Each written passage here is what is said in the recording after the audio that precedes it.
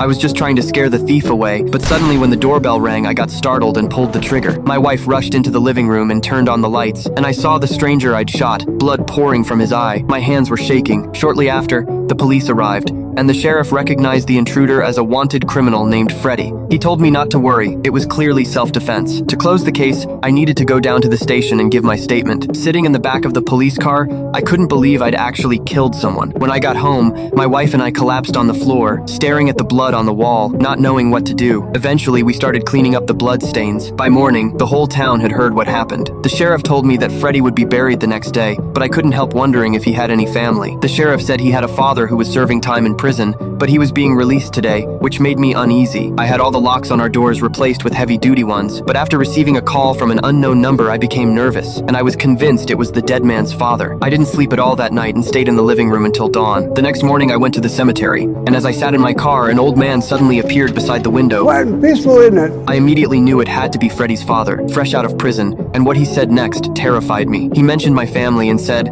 my son looked just like me. I rushed to pick up my son from school, then went straight to the sheriff and begged him to arrest the man, but he said there was no evidence, and after leaving the station, I took my wife and son home, but when we arrived, I noticed the lock had been forced open. I told my wife to take our son to the police station while I went inside to check things out. At first, I didn't see anyone, but in my son's bedroom, I found a bullet on the floor, and following the trail, I discovered a stuffed animal with its eye gouged out, then more bullets. The police arrived quickly and left officers to protect us, but I still couldn't sleep. That night, I went downstairs for a glass of milk, and when I returned to the bedroom, Freddy's father was standing right beside my son's bed. I went back downstairs to investigate after hearing strange noises, and the attic entrance was wide open. Kevin?